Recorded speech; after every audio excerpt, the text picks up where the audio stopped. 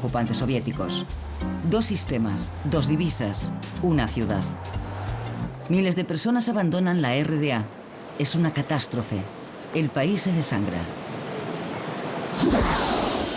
Es verano. Los ciudadanos se divierten en la primera fiesta popular germano-estadounidense.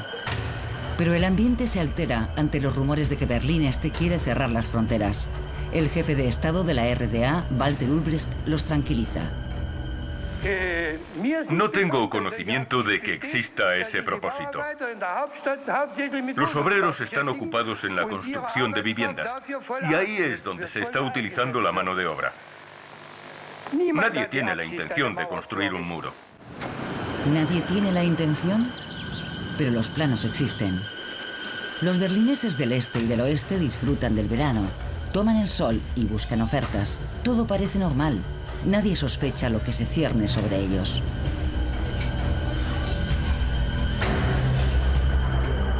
El 13 de agosto de 1961 comienza la construcción del muro. La policía de fronteras y el ejército cierran la frontera, colocan alambre de espino, levantan barricadas, hincan postes de hormigón. La separación entre el este y el oeste se consolida. Los berlineses observan perplejos desde ambos lados. Están paralizados. El alambre de espino y las barricadas dividen la ciudad y separan familias. Los berlineses empiezan a comprender lo que implica en sus vidas.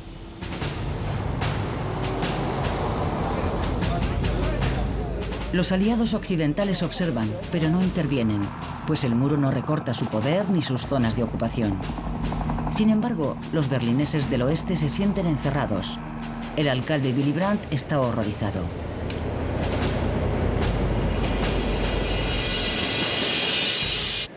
Lo que se está construyendo en el centro de Berlín no es ningún tipo de frontera internacional, sino el muro de un campo de concentración. 27 de octubre. Duelo al sol en Friedrichstraße. Confrontación en el Checkpoint Charlie. Los tanques estadounidenses y soviéticos se acercan a la frontera.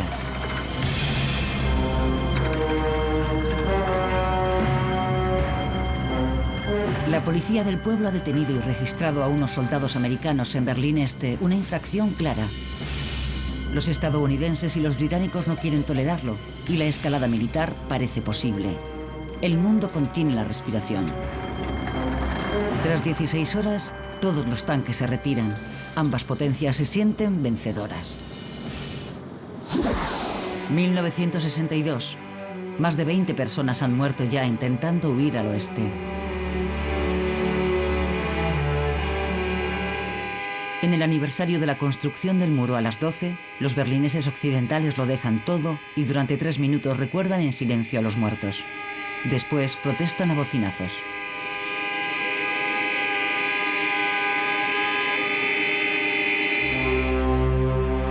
Días más tarde, el 17 de agosto, la estudiante de Berlín Oeste, Margit Hosimi, celebra su cumpleaños cerca del Checkpoint Charlie y contempla cómo Peter Fechter, un berlinés oriental, es abatido cuando intentaba huir. Yace gravemente herido en la franja de la muerte. Margit es testigo de su lenta agonía.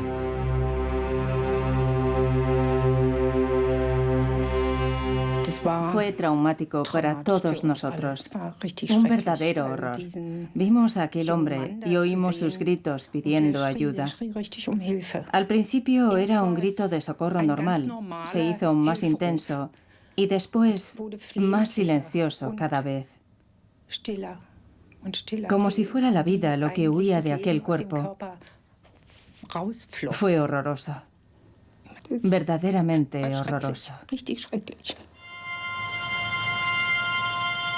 Nadie se atreve a ayudar a los moribundos. Ni los americanos, ni la policía de Berlín Oeste, ni los guardias de la RDA. 1 hora más tarde recogen el cuerpo sin vida. Las imágenes dan la vuelta al mundo y se convierten en un símbolo de la inhumana división forzosa de Berlín. Verano de 1963. 2 años después de la construcción del muro, John Fitzgerald Kennedy, mensajero de la esperanza, visita el oeste de la ciudad. Los berlineses han tenido que esperar mucho tiempo. El entusiasmo por la visita del presidente americano es enorme y el recibimiento increíble. Su recorrido por una ciudad cercada en un vehículo descubierto es un paseo triunfal. 1 millón de personas lo ovacionan y entre ellas Hiram Cote, de 20 años. Lleva días esperando la visita. Era un hombre increíble, de verdad, un gran hombre y una gran persona, y vino a vernos a nosotros, a los berlineses, y nos dijo que todo el mundo estaba con nosotros. Fue una sensación apasionante. Cientos de miles de berlineses occidentales se reúnen ante el ayuntamiento de Schöneberg para escuchar el discurso. La gente espera un signo claro de la protección americana. Sus palabras liberan a los berlineses de muchos de sus miedos y se convierten en leyenda. Por eso, como hombre libre, es para mí un orgullo decir, yo soy berlinés.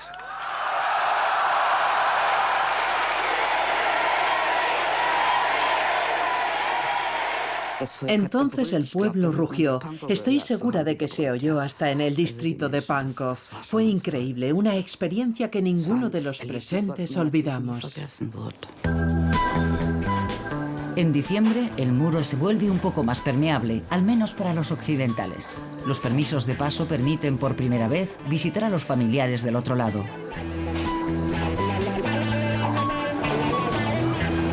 Cientos de miles de berlineses occidentales quieren cruzar y hacen cola durante horas y a pesar del frío ante la agencia emisora. El 19 de diciembre se abre por primera vez una pequeña grieta en el muro, solo durante unos días y solo para occidentales. Un reencuentro tras más de 2 años, un arrebato de euforia. Berlín Este y Berlín Oeste se abrazan.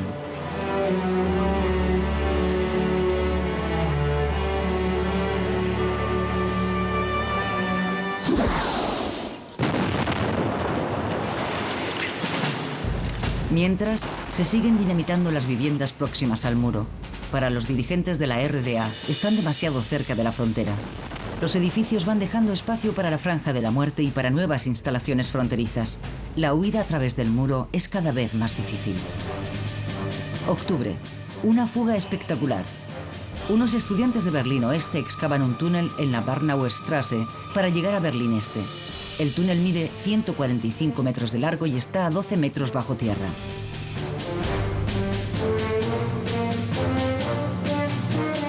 Fue el más largo, profundo y exitoso de los túneles construidos. 57 personas consiguieron huir del este al oeste. La construcción duró medio año. Entre sus autores está el estudiante de Derecho Peter Schulenburg. La motivación es su indignación por la construcción del muro y la solidaridad con los habitantes del este. Poder llegar del este al oeste en un par de minutos causaba una alegría que ni los fugitivos ni quienes les ayudamos éramos capaces de expresar. Algunos fugitivos creían que no habían llegado todavía al oeste, sino que tal vez la Stasi los había detenido. Había lágrimas de alegría, un llanto liberador. Pero el túnel es descubierto. Se produce un tiroteo entre la policía de frontera de la RDA y los constructores. El soldado Egon Schultz muere tras el impacto de una bala perdida.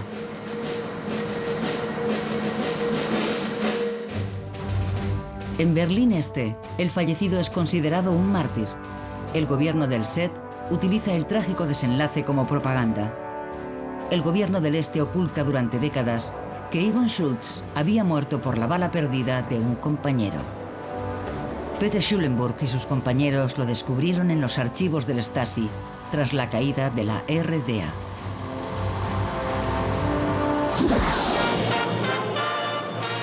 Se inaugura el Europa Center en la Breitscheidplatz, un nuevo símbolo de Berlín Oeste, el escaparate del occidente dorado. Con sus 86 metros de altura, es por entonces el edificio más alto de la ciudad. El orgullo de la sociedad de consumo, docenas de tiendas y restaurantes de sabor internacional. Y además, se ve desde el este. Pocos días más tarde, unos cazas atraviesan el cielo de Berlín. MiG soviéticos sobrevuelan la ciudad a baja altura. Muchos cristales se rompen, también en el Europa Center. El motivo de la amenaza soviética es una sesión parlamentaria celebrada en Berlín Oeste. Para la RDA es una infracción del Tratado sobre Berlín. Berlín Oeste no pertenece a la República Federal. Berlín Este bloquea entonces durante horas varios pasos fronterizos, ocasionando graves retenciones. ¿Cuánto tiempo llevan de viaje? Llevamos aquí 15 horas. Tanto tiempo que ya he perdido la cuenta. La sesión se celebra según lo previsto, a pesar de los esfuerzos por impedirla. El derecho del Parlamento Federal a reunirse en Berlín es inviolable. Los aliados occidentales no comparten esta opinión. Para evitar confrontaciones, prohíben que el Parlamento vuelva a reunirse en Berlín Oeste. 2 de junio, Berlín Oeste extiende la alfombra roja para el Shah de Persia. Para el monarca y su esposa Faradiva se utiliza el máximo nivel de seguridad.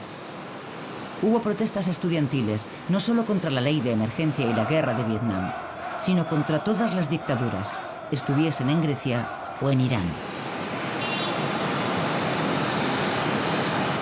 En el ayuntamiento de Schöneberg, el Shah se dispone a estampar su firma en el libro de oro de la ciudad, mientras en la calle un coro de voces lo acusa de asesino y un grupo de iraníes ataca con tablones a los manifestantes. La policía de Berlín Oeste tarda en intervenir para impedir la agresión. Por la tarde, el Shah acude a la ópera para ver la flauta mágica de Mozart. Es insultado de nuevo. La policía recibe la orden de expulsar a los manifestantes, permitiendo usar la porra. Hacia las 8:30 se oye un disparo. El sargento Karl-Heinz Kurras ha derribado a un estudiante. El joven se llama Benno Ohnesorg. Los esfuerzos por salvarlo son inútiles y muere esa misma noche.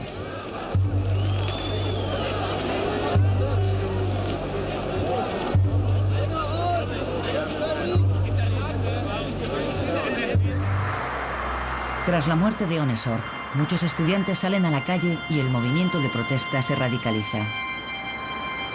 El famoso 1968 empezó el 2 de junio de 1967.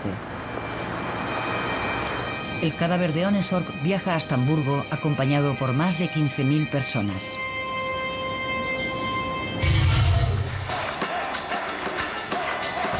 ...1968... La avenida Kurfürstendamm acoge manifestaciones contra la guerra de Vietnam, la editorial Springer, la dictadura griega, los tanques en Praga, las leyes de emergencia. El 17 de febrero, durante una protesta contra la guerra de Vietnam, el centro de Berlín Oeste vuelve a ser el escenario de un enfrentamiento. Algunos berlineses mayores, marcados por el aislamiento de la ciudad y el apoyo de Kennedy, quieren impedir que esos jóvenes y sus ídolos mancillen su fidelidad a los Estados Unidos. Rudi Dutschke era el rostro más famoso de la llamada oposición extraparlamentaria. El descontento con los considerados alborotadores y pendencieros se dirige sobre todo contra él. El 11 de abril recibe un disparo que lo hiere gravemente. El agresor llevaba un artículo del periódico ultraderechista Deutsche Nationalzeitung, titulado «Detengamos a Dutschke o habrá una guerra civil». Por la tarde, una manifestación de unas 3.000 personas llega a la sede de la editorial Springer. Se lanzan piedras y la situación se complica cuando un grupo rompe el cordón policial e intenta alcanzar el edificio. Pretenden asaltar la redacción.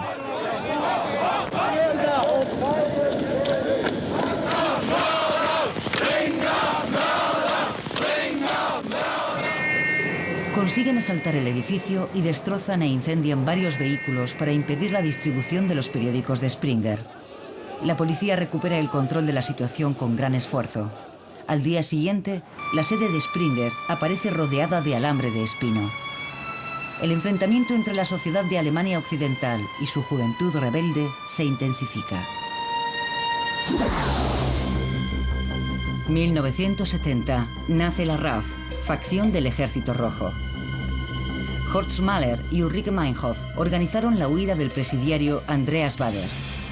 El izquierdista radical Baader, que cumple condena en Berlín Oeste, es visitado por la periodista Ulrike Meinhof, que se dispone a escribir un libro a medias con él. Su abogado Horst Mahler organiza una reunión fuera de la penitenciaría. Según los informes, los secuestradores lanzaron gas lacrimógeno por la puerta de la facultad, obligaron a los trabajadores a apartarse y liberaron a Bader utilizando armas de fuego. La liberación de Bader ha sido un éxito de la RAF. La conocida periodista de izquierdas, Ulrike Meinhof, pasa a la clandestinidad mientras el abogado Horst Mahler cambia de bando en varias ocasiones. El grupo viaja a Beirut con pasaportes falsos desde el aeropuerto de Schönefeld, en Berlín Este. Los agentes de frontera orientales se dieron cuenta de la falsificación, pero no actuaron, ayudándoles a huir.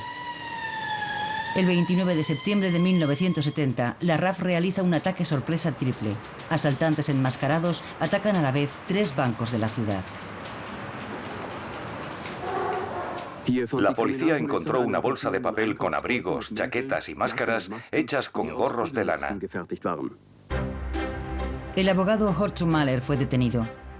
Otros miembros de la RAF consiguieron huir. Por primera vez, el terrorismo es una amenaza internacional.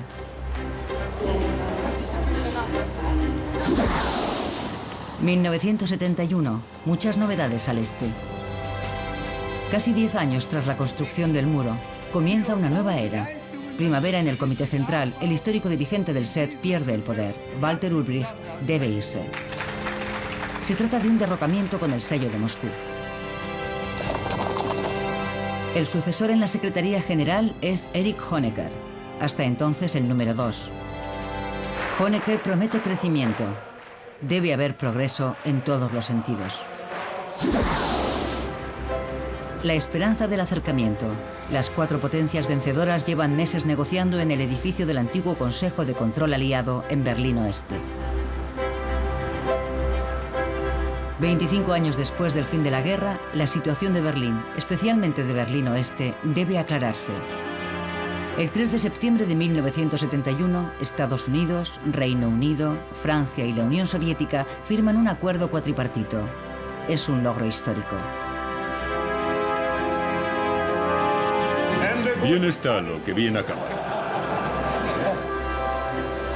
El acuerdo cuatripartito regula el estado de la ciudad dividida, la libertad de movimiento y la relación entre Berlín Oeste y la República Federal, sus vínculos políticos y de transporte.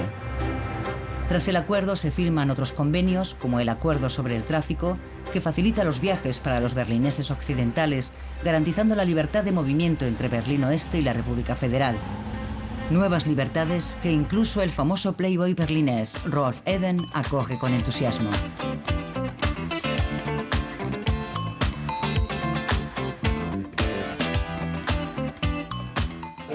Los berlineses nos beneficiaremos en gran medida de este nuevo acuerdo. Si los ciudadanos de la República o de otros países pueden venir a Berlín sin molestias y sin tener que esperar horas en la frontera, serán muchos los que decidan hacer una escapada a nuestra ciudad. Primavera de 1972. Berlín Este experimenta las nuevas facilidades para viajar. Como gesto de buena voluntad, los berlineses occidentales pueden viajar al este de la ciudad durante la Pascua. Las 5 oficinas abiertas en Berlín Oeste reciben en 3 días casi 60.000 solicitudes de viaje.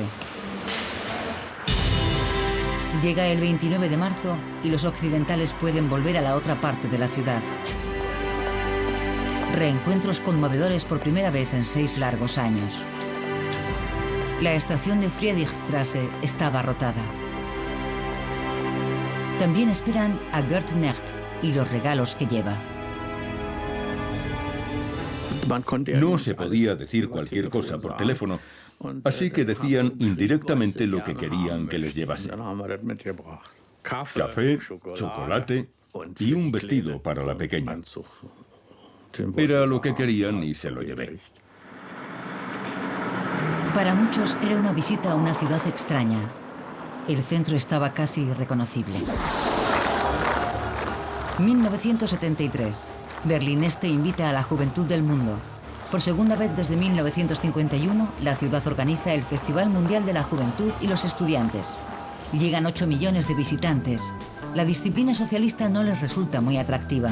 Amor libre, pelo largo, desorden y color. Por una vez, parece que todo está permitido en la capital de la RDA. Un estado de excepción que dura 9 días. Invitados de 140 países, días llenos de alegría y noches llenas de amor. La juventud libre alemana se mueve a ritmo de samba, carnaval en Berlín Este.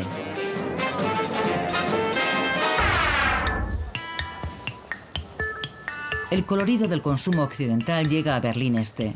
Las Intershops, tiendas con productos occidentales para divisas occidentales, hasta ahora solo para turistas, abren sus puertas a los ciudadanos de la RDA. Deben pagar con marcos occidentales y el dinero enviado por los familiares se transforma en café, chocolate o tabaco. También la periodista de Berlín Este, Regine Silvester, descubre el mundo del consumo. En las tiendas siempre había estantes vacíos. No había tantos productos ni eran tan brillantes. En Pascua y en Navidad, por ejemplo, me gustaba visitar la Intershop.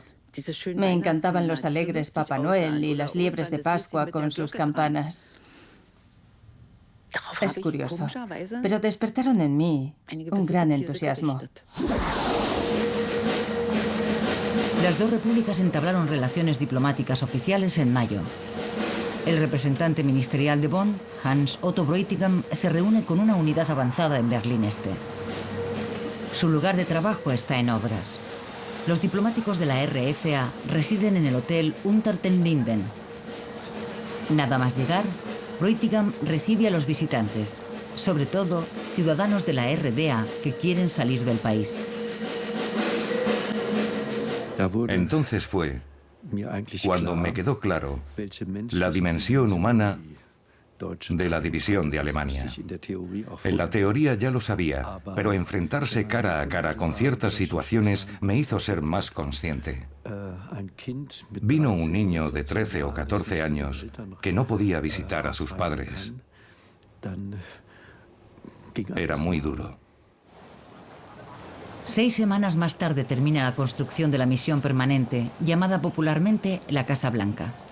Un trozo de la República Federal en medio de Berlín Este. Günter Gauss es el primer representante permanente. 1975. Un niño de origen turco está jugando a la pelota y esta cae al río Spree. Chetin Mert quiere recuperarla y se tira al agua.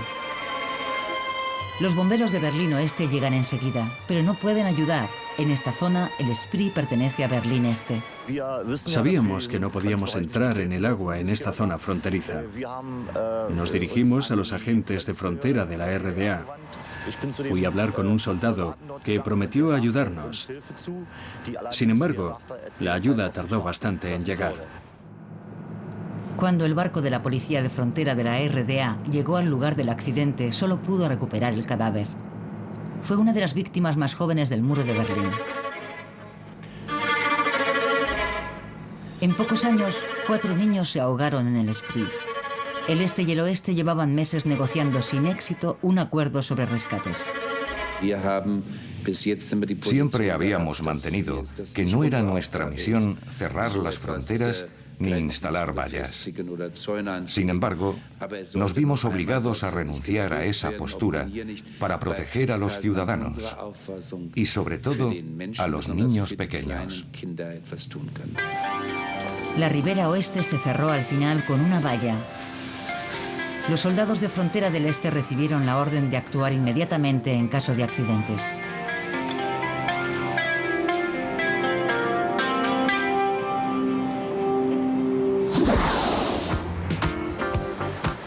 En Helsinki, 35 estados firmaron el acta de la Conferencia sobre la Seguridad y la Cooperación en Europa, la RDA entre ellos.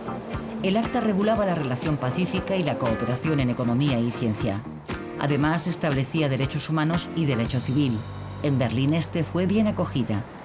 Digamos que por primera vez quizá podamos viajar a alguna parte, a donde queramos. ¿Qué puedo decir? La reunificación familiar.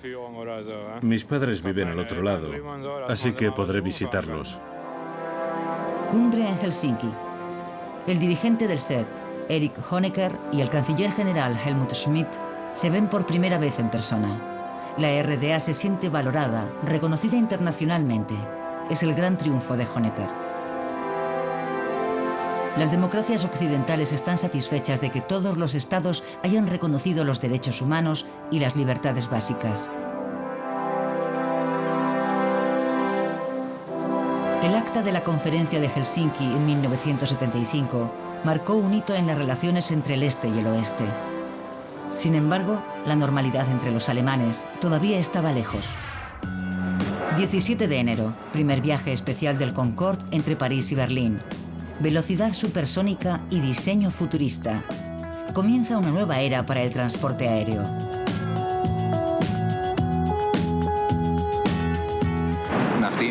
Tras la vuelta de honor del Concorde sobre el cielo de Berlín, tomó tierra a las 9:45.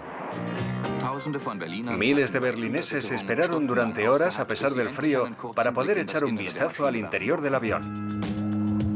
El Concorde, una visita infrecuente en Tegel. Para los vuelos a Europa desde Berlín Oeste, el avión supersónico es demasiado caro. El 23 de abril se inaugura el Palacio de la República. Este impresionante edificio de la antigua Plaza Schloss es la nueva joya de Berlín Este. Hay mucho que ver en el palacio, obras de arte en los vestíbulos, diferentes bares y restaurantes, boleras, discotecas e incluso una oficina de correos. El palacio debe ser un símbolo. La capital de la RDA es una ciudad de progreso y bienestar. El corresponsal de la televisión pública occidental, Lothar Lobe, manifiesta su aprobación. La construcción es de la mayor calidad. No se ha escatimado en dinero ni en material. No hay duda, los trabajadores y los ingenieros lo han dado todo en esta obra. Los acabados son también correctos. Sin embargo, muchos ciudadanos de la RDA se alegrarían si todas las viviendas fuesen de la misma calidad. Ese verano empezó la construcción de nuevos segmentos del muro. El muro del 75 debía ser más duradero e impedir los intentos de fuga. Un efecto inesperado. El muro blanco se convierte en un lienzo perfecto y atrae a artistas de todo el mundo a Berlín Oeste. 1979. La agitación en el oeste se debe al Palacio de la Megalomanía, el Centro Internacional de Congresos o ICC. Casi 1.000 millones de marcos, el doble del presupuesto inicial. 80 salones en 12.000 metros cuadrados. La respuesta del oeste al Palacio de la República. Si el este puede hacerlo, el oeste puede superarlo. A la inauguración del mayor centro de congresos de Europa acudieron personalidades de todo el mundo. Solo los invitados de la RDA se excusaron. Con el ICC se ha inaugurado un nuevo capítulo en la historia de Berlín. El presidente Walter Scheel espera que este capítulo tan caro sea un gran éxito. Celebridades como Udo Jürgens acudieron a la fiesta. Una dura batalla por los canapés en el nuevo edificio del oeste. Las palabras de elogio se repetían en esa velada histórica. El actor Harald Junke, toda una institución, se mostró impresionado. Desde fuera se parece un poco a la nave Enterprise, pero el interior, como puede apreciarse, es un lugar muy vivo y animado, lleno de posibilidades para la comunicación. Es muy importante para Berlín. Al otro lado del muro, alegría por decreto. Siempre hay algún motivo. Esta vez es la reunión de Pentecostés de la juventud. En 1979, el lema son los 30 años de la República Democrática Alemana. No se escatima en gastos ni en esfuerzo. Pero el aniversario no solo se celebró con fiestas. La Asociación de Escritores de Berlín Este, junto con el partido y el Ministerio para la Seguridad, organizó un juicio contra 9 espíritus críticos. Entre ellos, famosos escritores como Stefan Heym, Klaus Schlesinger o Rolf Schneider. De 400 escritores, 350 votaron por la expulsión de sus compañeros. Eso les impidió ejercer, pues solo los miembros de la asociación podían publicar en la RDA. Schneider, de 47 años, pierde su fuente de ingresos, pero eso no es todo. Nos condenaron al ostracismo. No es un proceso agradable para los implicados y mucho menos para nuestros familiares. Yo tenía hijos en edad escolar que heredaron las consecuencias, que sufrieron verdaderos abusos, no por parte de sus compañeros, sino de los profesores. Era un sistema perverso. El mundo ideal del socialismo. El 7 de octubre se celebran los 30 años de la República. El jefe del Kremlin, Leonid Brezhnev, y su anfitrión, Erich Honecker, unidos en un beso fraternal. Brezhnev y Honecker codo con codo. Comienza una gran celebración. Pero el teatral desfile por Berlín Este a un tiro de piedra del muro tiene un aire anacrónico, anticuado. La procesión de antorchas por Unter den Linden trae desagradables recuerdos del pasado.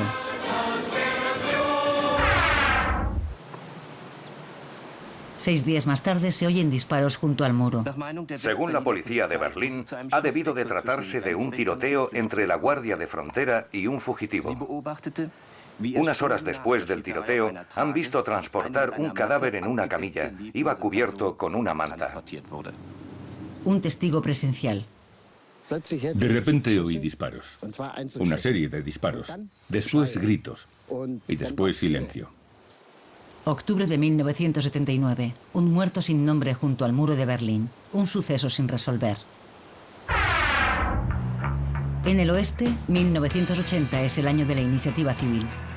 Los ocupas exigen contratos de alquiler para sus viviendas de Kreuzberg. Ocupación contra los derribos. El Senado ha decidido derribar las casas de la era industrial en el distrito, acabando así con numerosas viviendas a buen precio. El distrito lleva años sin recibir inversión y muchos habitantes esperan la demolición en edificios ruinosos.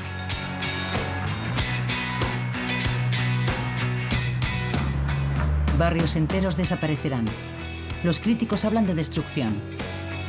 La idea de los urbanistas es construir edificios de viviendas como el nuevo centro de Kreuzberg, grandes bloques con tiendas. Los berlineses reniegan del cemento, pero los viejos barrios parecen perdidos. En los edificios condenados viven inmigrantes, artistas y residentes arraigados. El colorido de Kreuzberg a la sombra del muro.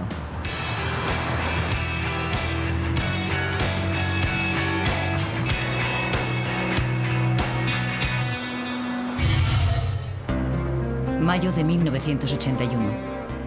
Elecciones anticipadas en Berlín Oeste. El proceso electoral da vida al Parlamento de la ciudad.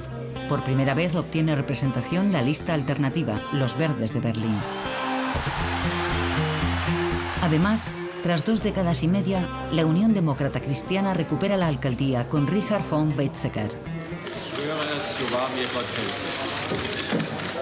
El senador de Interior es Heinrich Blumer, un político controvertido. Mientras unos valoran su compromiso, otros temen su dureza. Espero que todo mejore con el nuevo Senado. También el problema de la ocupación de casas. Los criminales se ocultan allí. Hay que hacer algo cuanto antes. Que Blumer sea el responsable de Interior es una buena noticia. Una mala noticia para los ocupas y otras buenas personas. En septiembre se recrudece el enfrentamiento entre el Senado y los ocupas. El senador de Interior, en una demostración de fuerza, manda desalojar 8 casas en un mismo día. Hubo porras y gas lacrimógeno, adoquines y barricadas, duras batallas campales. Heinrich Blumer estaba presente. En una de las casas desalojadas concedió una conferencia de prensa en la que se mostró muy duro, una provocación.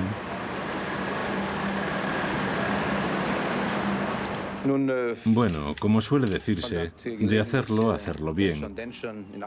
Era necesario hacer una limpieza y después de actuar con relativa moderación y de un aviso previo, nos pareció correcto y factible hacerlo todo de una vez. Los manifestantes se concentraron ante el edificio y la policía se dispuso a desalojarlos. Klaus-Jürgen Rattay, de 18 años, murió atropellado por un autobús urbano.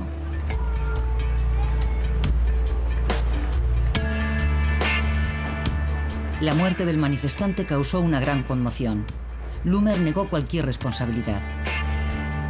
Al principio de esta horrible semana de violencia, hubo lanzamientos de piedras y bolas de acero, cristales rotos y mucho más. No fue la policía quien sembró la violencia, son otros los responsables. Buenas tardes. Según la prensa de Berlín Oeste, el pasado domingo se produjo una muerte en el paso fronterizo de Drewitz.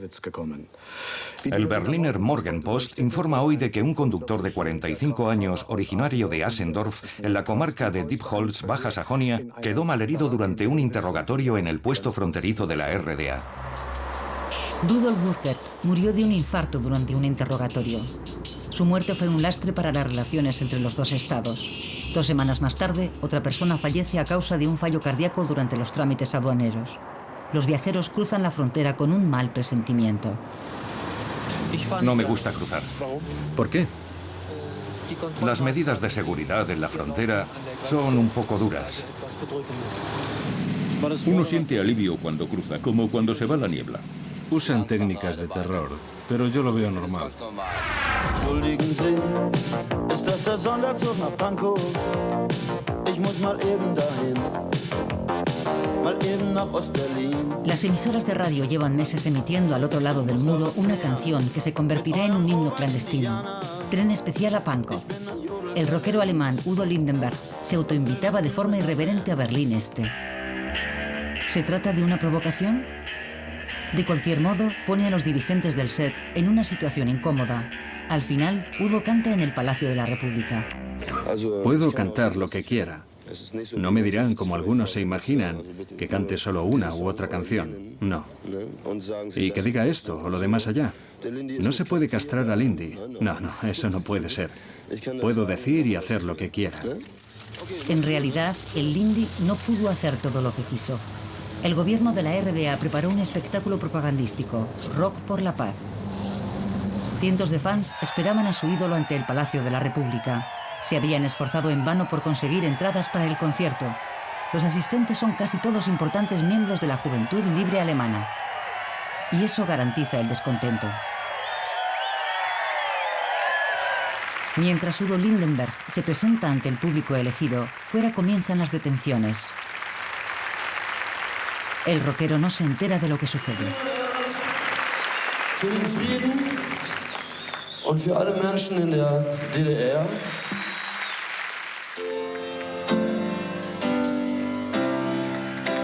Pero no es la única decepción. Lindenberg no canta su éxito Tren especial a Pankow, sino una canción por la paz mundial y contra la guerra. Keiner will sterben, das ist doch klar. Wozu sind denn Kriege denn? Las primeras imágenes del día, las personas hacen señas, son algunos de los más de 40 ciudadanos de la RDA que se han refugiado en la misión permanente de la República Federal en Berlín Este. Quieren forzar su salida del país, incluyendo a 13 niños. Las imágenes llegan a la RDA y provocan una reacción en cadena. Inge Albrecht, una berlinesa oriental de 20 años, tiene a sus espaldas varios intentos de fuga frustrados. Una amiga la convence para probar suerte en la misión permanente. Ella había oído en las noticias que había refugiados en la embajada, así que tomamos la decisión en solo un par de días. Son 2 de las más de 50 personas que desean salir del país y se hacinan en la misión permanente. La situación es insostenible. Nadie está preparado para alojar y proteger a tantas personas.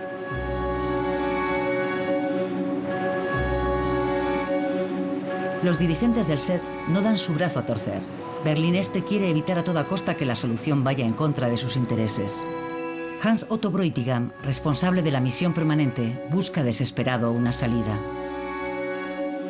Ese fue el punto más complejo de toda mi misión. Una auténtica crisis.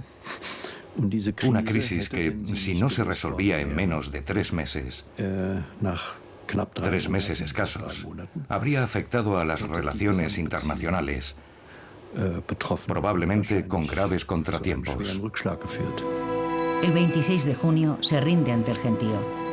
Las puertas para visitantes se cierran, abandonando la política de puertas abiertas. No había otra alternativa. A finales de julio se alcanza una solución para los 55 refugiados que siguen en la misión. Tras duras negociaciones, Berlín Este les garantiza la impunidad y el viaje inminente al oeste. Pero debían salir del edificio.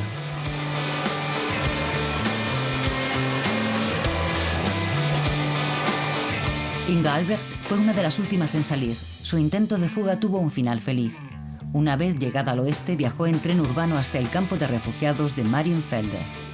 Allí me encontré con una mujer. Me dirigí a ella y le pregunté, disculpe, ¿voy bien para Marienfelde?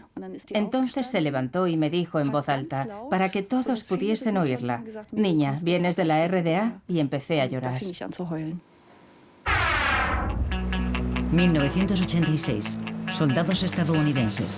La presencia del ejército de la potencia amiga es habitual en Berlín Oeste. Con sus tiendas, restaurantes y discotecas, han trasladado parte de su país a Berlín. Katia Bahadori, berlinesa de 19 años, suele ir a la Belle con su novio estadounidense.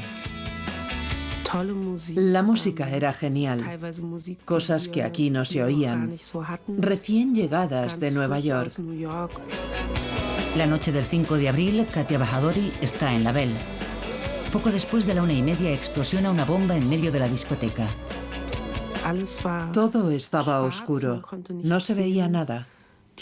Por lo visto se me rompieron los tímpanos, así que viví toda la experiencia como si estuviera debajo del agua. Fue muy rápido, pero también parecía suceder a cámara lenta. Tan irreal como un sueño. La verdad es que estaba tranquila. Recuerdo que pensé, bueno, ahora te mueres. La pista de baile está llena de escombros. El atentado más grave de la historia de Berlín causó 3 muertos y 250 heridos. También Katia Bahadori fue trasladada al hospital con graves lesiones. La policía supuso que los responsables habían llegado de Berlín Este. Los americanos responsabilizan del atentado al jefe de Estado libio, Gaddafi. 1987. Berlín cumple 750 años y celebra su aniversario, en el este y en el oeste. ¿Quién tenía más que ofrecer? La capital de la RDA empezó la guerra cultural con un acto oficial y el himno nacional.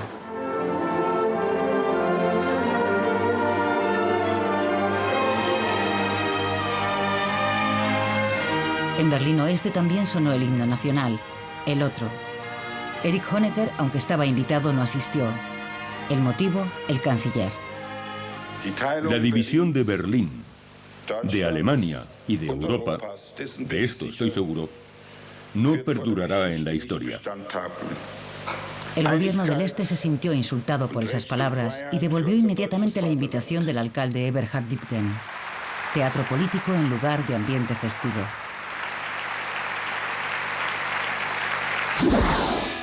Primero de mayo en Berlín Oeste. El Día del Trabajo, un festivo muy pacífico. El agente de policía Helmut Sarvas acabó su jornada por la tarde, pero en torno a las 10 de la noche lo llamaron de nuevo. Kreuzberg estaba en llamas. Parecía que hubiésemos sufrido un bombardeo en Oranienstraße. Había pequeñas hogueras por las calles, como en una película de ciencia ficción. Coches en llamas, obstáculos por todas partes. Se oían aullidos, gritos y llantos. Fue aterrador. ¿Cuál era la causa de la catástrofe? Por la tarde, radicales de izquierda se hicieron con un coche de policía. Se dirigieron hacia la fiesta que se celebraba en el Lausitzer Platz. Cuando la policía intentó detenerlos, empezaron a lanzar piedras.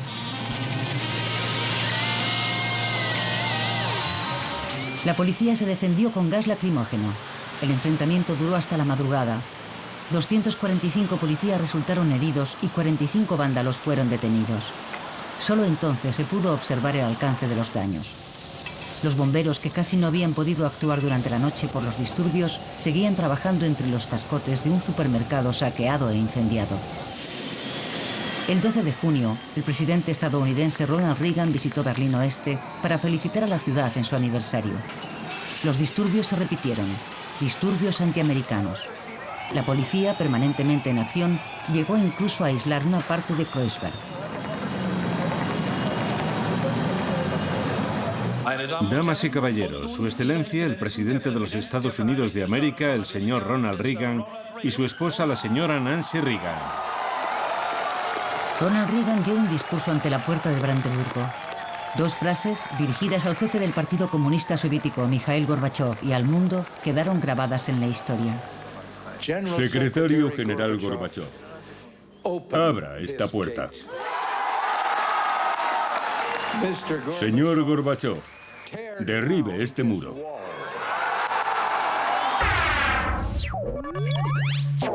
Pero volvió a haber muertes. Desde 1961, más de 130 personas perdieron la vida en el muro de Berlín. El último a principios de febrero. El joven berlinés Chris Geffroy, muerto por disparos en un intento de fuga. La emisora Berlín Libre informaba. Este es el lugar de los hechos. Los dos jóvenes intentaron llegar al oeste. Por primera vez en más de 2 años, ha vuelto a haber disparos mortales en la frontera interior alemana. Pocas semanas más tarde se revoca la orden de disparar. 9 de noviembre de 1989. Los políticos de Berlín Oeste hablan en la prensa de la derrota del muro.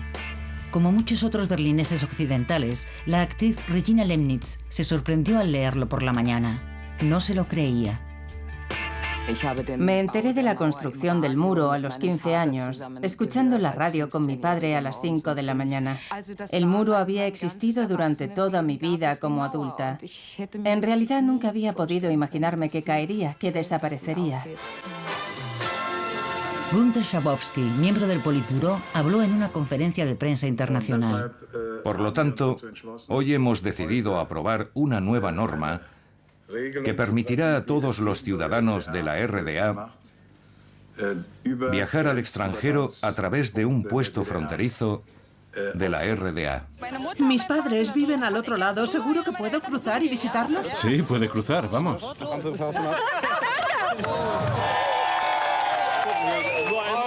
Dios mío, podemos cruzar. La locura empezó esa noche en el paso fronterizo de Bornholmer-Straße. Se levantó la barrera.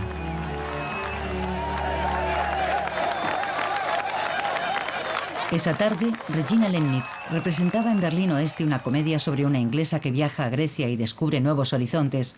En el último acto, empezó un alboroto detrás del escenario.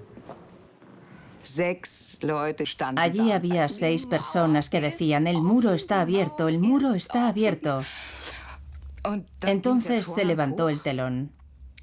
Una ovación. El teatro estaba lleno, unas 460 personas.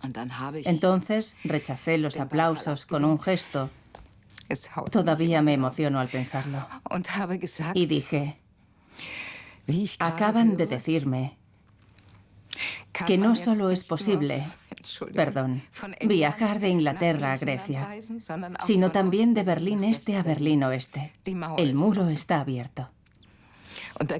Mi frase atravesó el teatro como una exhalación. Entonces, la emoción me embargó.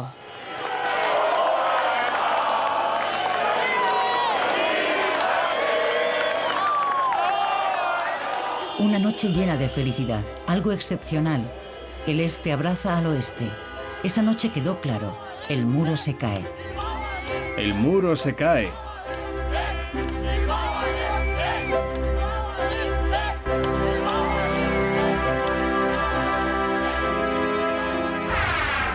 Al día siguiente, Willy Brandt visita la Puerta de Brandeburgo. En 1961, como alcalde, había presenciado la división de la ciudad.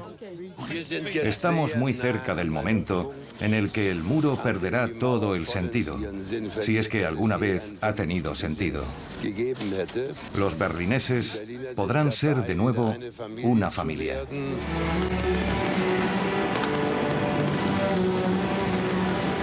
Y por primera vez en 28 años, los berlineses celebran juntos el fin de año.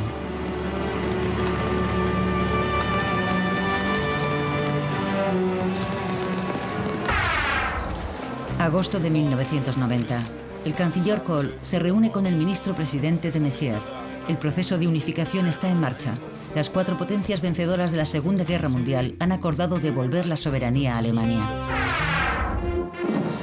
El 2 de octubre de 1990, la víspera de la unificación, termina el control de los aliados. Los 3 gobernantes militares de la ciudad y los enviados han escrito una carta al alcalde en la que ponen fin a las funciones de la comandancia aliada, según explica el comandante británico Corbett. Corbett ha presidido la sesión de hoy. Tras 45 minutos de reunión, puso fin a la última sesión con, en sus propias palabras, un buen mazazo.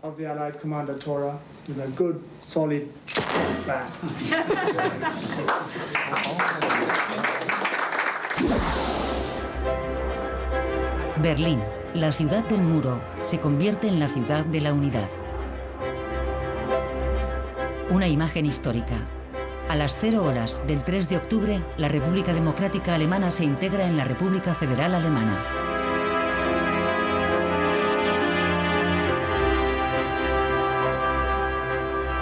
El presidente federal, Richard von Weizsäcker, habla desde la escalinata del Parlamento. 329 días tras la caída del muro, Alemania está unida. Una revolución pacífica en el corazón de Europa. Berlín vuelve a ser Berlín. El muro pertenece al pasado. Ahora hay que superar las décadas de división.